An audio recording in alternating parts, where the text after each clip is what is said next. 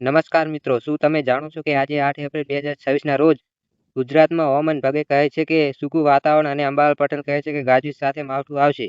આ બે વચ્ચે કોણ સાચું પડશે અને તમારા ખેતર, તમારા ઘર અને તમારા બાળકોના સ્વાસ્થ્ય પર શું અસર પડશે? આજે હું તમને એકદમ સરળ અને તાજી માહિતી આપીશ, જે તમે ક્યાંય નહીં જુઓ.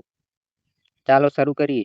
મિત્રો, આજે ગુજરાતનું હવામાન કેવું છે? તો હવામાન વિભાગના લેટેસ્ટ બુલેટિન મુજબ આજે સવારથી સાંજ સુધી રાજ્યના તમામ જિલ્લાઓમાં સૂકું વાતાવરણ રહેવાની સંભાવના છે. પણ હા, આકાશ આંશિક વાદળછાયું રહેશે. તાપમાનમાં જોવા જઈએ તો ગોધરા, પંચમહાલ, અમદાવાદ, વડોદરા જેવા વિસ્તારોમાં મહત્તમ તાપમાન 34 થી 36 ડિગ્રી સેલ્સિયસ વચ્ચે રહેશે. ન્યૂનતમ તાપમાન 20 થી 24 ડિગ્રીની આસપાસ છે. એટલે કે દિવસે ગરમી અનુભવાશે પણ રાત્રે હજુ ઠંડક છે.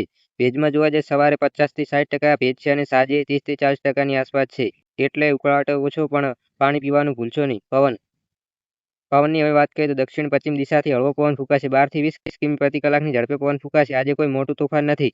વરસાદ તો આજે કોઈ જિલ્લામાં વરસાદની આગાહી નથી, પણ કાલે 9મી એપ્રિલે ઉત્તર ગુજરાત અને સૌરાષ્ટ્રના કેટલાક ભાગોમાં વરસાદ અને ગાજવીજની શક્યતા છે. હવે આવો જાણીએ વિશેષજ્ઞોની આગાહીઓ વિશે. હવામાન વિભાગ કહે છે કે આજે સૂકું વાતાવરણ, પણ અંબાલાલ પટેલ કહે છે આ આગાહીમાં આજે અને કાલે પશ્ચિમ વિક્ષોભના કારણે ગાજવીજ અને હળવા વરસાદની આગાહી છે. તેઓ કહે છે કે પવનની ગતિ વધશે અને ખેડૂતોને સાવધાન રહેવું પડશે.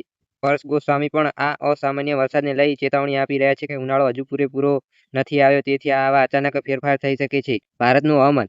ઉત્તર પશ્ચિમ ભારતમાં આજે અને કાલે પશ્ચિમી વિક્ષોભ સક્રિય થવાથી હિમાચલ, ઉત્તરાખંડ, પંજાબ, હરિયાણા અને રાજસ્થાનમાં વરસાદ અને તેજ પવનની આગાહી છે. ઉત્તર ગુજરાત પર તેની હળવી અસર પડી શકે છે. સિઝનની સ્થિતિ જોવા જઈએ તો આપણે હાલ ઉનાળાના મહિને છીએ.